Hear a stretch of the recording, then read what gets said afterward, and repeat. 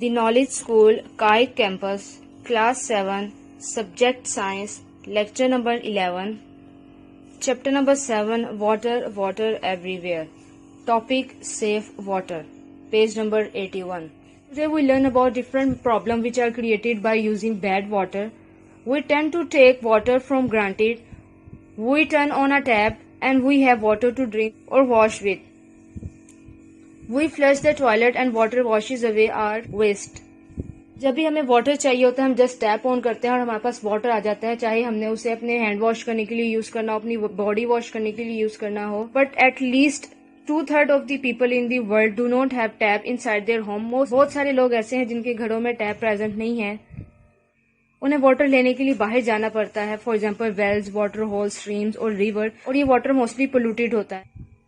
इस वाटर में जो अनवांटेड सब्सटेंसेस प्रेजेंट होते हैं वो वाटर में रहने वाले प्लांट्स और एनिमल्स के लिए हार्मफुल होते हैं और लैंड पर रहने वाले एनिमल्स और प्लांट्स के लिए भी हार्मफुल होते हैं.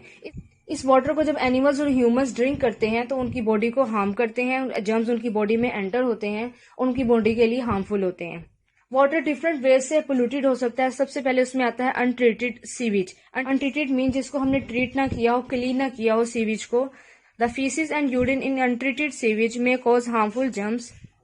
सीवेज में जो ह्यूमन वेस्ट और एनिमल वेस्ट प्रेजेंट होता है उसमें डिफरेंट हार्मफुल जर्म्स प्रेजेंट होते हैं जिससे different types of disease cause होती हैं. सबसे पहले हमारे पास आती है water borne disease. Water borne disease are spread by people drinking water that contain bacteria और वायरसेस. ऐसी डिजीज जो पोल्यूटेड वाटर को ड्रिंक करने से कॉज होती हैं उन्हें हम वाटर बोर्न डिजीज कहते हैं. इस वाटर में डिफरेंट बैक्टीरिया और वायरसेस प्रेजेंट होते हैं. जब ये ह्यूमन बॉडी में एंटर होते हैं तो different types of disease cause करते हैं जिसमें polio, hepatitis, cholera, typhoid present है. Scientist believe that 8 out of 10 people in the less developed countries who are ill have a disease that has been spread by water they drink or use. Underdeveloped countries में mostly disease untreated water को drink करने की वजह से spread होती हैं. Next, water wash disease are spread when people do not have enough water for washing hand and the rest of their bodies and for washing kitchen pots and pans. ऐसे area जहाँ पर लोगों को enough water नहीं मिलता for washing their hands and their bodies, वहाँ पर water wash disease cause होती हैं. ह्यूमंस अपनी बॉडी को वॉश नहीं करेंगे तो डिफरेंट जर्म्स उनकी बॉडी में एंटर हो जाएंगे जो उनको इन्फेक्ट करेंगे. Skin disease, eye infections, diarrhea are example of illness which spread rapidly when people are short of water. One common water disease is trachoma. Trachoma एक eye disease है which spreads rapidly in hot, dry climate when there is a shortage of water. ऐसे area जहाँ पर water की shortage होती है और temperature भी हाई होता है वहां पर ये डिजीज कॉज हो सकती है. The disease is caused by bacteria which scars the eye and eventually cause blindness. इस डिजीज में बैक्टीरिया आईज में एंटर हो जाता है और इनफ वाटर नहीं होता कि वॉश कर सकें. अगर आईज को प्रॉपर्ली वॉश नहीं करेंगे तो ये बैक्टीरिया हमारी आई से रिमूव नहीं हो सकता. ये हमारी आई को इफेक्ट करता है, इसमें स्कार कर देता है और at the end blindness cause करता है. Could be prevented if people had plenty of water for washing since the disease does not then spread so easily and can be cleared up with antibiotic ointment. इस disease से prevent करने के लिए enough water required होता है जिससे हम अपनी आई को प्रॉपर्ली वॉश कर सकें और ये जर्म्स हमारी आई से रिमूव हो जाएं. Third one is water-related disease. Water-related disease are spread by animals such as snails or parasitic worms which spend part of their lives in water or by insects such as mosquito which breed in water. Water-related disease ऐसी disease हैं जो animals के through spread होती हैं. Water में different snails, worms present होते हैं. ये वर्म्स और स्नेल्स अगर ह्यूमन बॉडी में एंटर हो जाएं तो ये ह्यूमन बॉडी में डिफरेंट डिजीज कॉज करते हैं. One of the worst water related disease is schistosomiasis. अगर कोई इन्फेक्टेड ह्यूमन जिसके अंदर शिस्टोसोमाइसिस के जर्म्स प्रेजेंट होंगे उसके फीसिस वाटर में एंटर हों तो फीसिस में जो एग्स प्रेजेंट होंगे वो वाटर में आके हैच हो जाएंगे और उनसे लार्वा प्रोड्यूस होगा. अगर कोई वाटर स्नेल इस वाटर को ड्रिंक करेगा जिसके अंदर ये लार्वा प्रेजेंट है तो ये स्नेल की बॉडी में एंटर हो जाएंगे. जब ये स्नेल की बॉडी में एंटर होंगे तो इनके अंदर रिप्रोडक्शन होगी, इनका साइज जो है वो इंक्रीज हो जाएगा, अप्लाई होंगे, इनकी क्वांटिटी जो है वो इंक्रीज हो जाएगी. अब वो वाटर जिसके अंदर ये लार्वा प्रेजेंट है उसको कोई ड्रिंक करेगा या उसमें से कोई पास करेगा या फिर कोई टच होगा तो ये ह्यूमन बॉडी में एंटर हो जाएंगे और वहां पे जाके शिस्टोसोमाइसिस की डिजीज कॉज करेंगे. ये जर्म्स अपना कुछ लाइफ टाइम ह्यूमन बॉडी में स्पेंड करते हैं और कुछ लाइफ टाइम स्नेल बॉडी में स्पेंड करते हैं for their growth, for complete their life cycle. Every day about 70,000 children die from disease spread by drinking or using bad water. Daily basis पे 70,000 children's की death हो जाती है for using और drinking bad water. ये just bad water drink करने की वजह से नहीं होता, बल्कि शॉर्टेज ऑफ वाटर की वजह से भी होता है। नेक्स्ट कॉज जो हमारे वाटर सप्लाई को हार्म करता है, इफेक्टेड करता है, उसमें आता है fertilisers and farm animal manure. Plants को ग्रो करने के लिए फर्टिलाइजर्स यूज होते हैं। एनिमल मैन्योर मीन्स के एनिमल वेस्ट मटेरियल यूज होते हैं। फर्टिलाइजर्स की केमिकल्स रेन वाटर के साथ फ्लो करके रिवर में एंटर हो जाते हैं। Both the fertiliser and manure can make algae grow and block the light from other water plants. जब ये फर्टिलाइजर वाटर में एंटर होते हैं तो वाटर में एल्गी को ग्रो करवाना शुरू कर देते हैं। एल्गी वाटर की सरफेस पे ग्रो करती है और ये लार्ज अमाउंट में ग्रो कर जाती है। जब एल्गी की अमाउंट बहुत ज्यादा हो जाती है तो वाटर में सनलाइट को एंटर नहीं होने देती। वाटर के अंदर डिफरेंट प्लांट्स प्रेजेंट होते हैं। जब उन्हें सनलाइट नहीं मिलती for the process of photosynthesis तो उनकी डेथ हो जाती है। जब प्लांट्स की डेथ हो जाती है तो डिफरेंट बैक्टीरिया उनको डिकम्पोज करते हैं। जब वो उनको डिकम्पोज करते हैं तो वाटर में जितनी भी ऑक्सीजन प्रेजेंट होती है उसको यूज कर लेते हैं। एनिमल्स, फिशेज वगैरह प्रेजेंट होगी, उनको इनफ ऑक्सीजन नहीं मिलती और इससे उनकी भी डेथ हो जाती है। Next is chemical pesticide. Pesticides used on farms to get rid of insect, pest, weeds can be washed into river during heavy rain.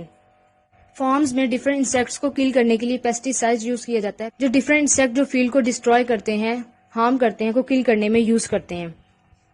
Pesticide में डिफरेंट केमिकल्स प्रेजेंट होते हैं जिसमें से कुछ पॉइजनस भी होते हैं। जब ये केमिकल्स रेन वाटर के साथ रिवर या स्ट्रीम में एंटर होते हैं तो रिवर स्ट्रीम के वाटर को पोल्यूटेड कर देते हैं। जब रिवर के प्लांट्स और एनिमल इस वाटर को यूज करते हैं तो ये केमिकल्स उनकी बॉडी में एंटर हो जाते हैं और आहिस्ता आहिस्ता उनकी बॉडी में इनकी क्वांटिटी इंक्रीज होती जाती है। ये केमिकल्स कंसंट्रेटेड होते जाते हैं। अगर कोई ह्यूमन इस वाटर को यूज करे या इन एनिमल से फूड ले तो वो उनको भी हार्म करती हैं। ऐसी फिशेज जिसके अंदर केमिकल्स की अमाउंट बहुत ज्यादा इंक्रीज हो जाती है, उन फिशेज को अगर ह्यूमन ईट करेंगे तो इनकी ह्यूमन बॉडी को भी इफेक्ट करते हैं। Next is waste chemicals. Waste chemicals and poisonous metals such as mercury can be discharged into river and lakes by factories. Factories में डिफरेंट पॉइजनस केमिकल्स प्रोड्यूस हो रहे होते हैं एज अ वेस्ट मटेरियल। इनको अगर river में enter कर दिया जाए तो रिवर स्ट्रीम के वाटर को ये पोल्यूटेड करते हैं। ये substances poison the fish in the water and the human beings who eat the fish. They also make the water unfit for people to use. Next is litre.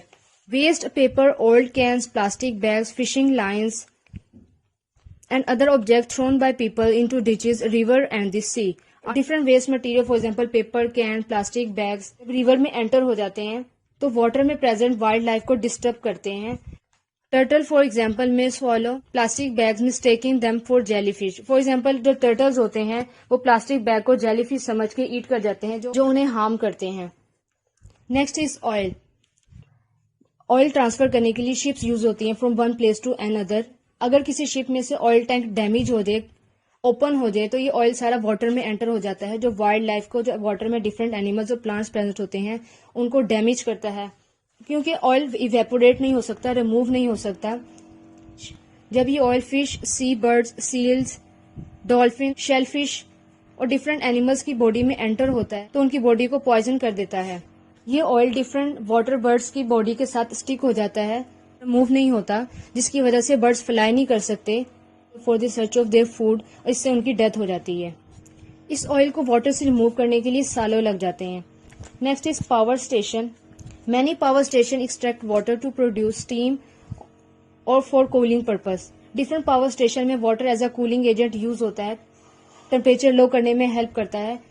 Before returning it at a much higher temperature to the river, lake और sea it come from.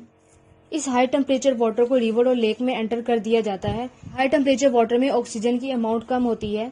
It may also encourage algae to grow and be too warm for fish eggs to hatch. इस high temperature water की वजह से water में algae grow करना start कर देती है जो सनलाइट को ब्लो कर देती है और वाटर प्लांट्स को सनलाइट नहीं मिलती जिसकी वजह से फोटोसिंथेसिस का प्रोसेस नहीं हो सकता।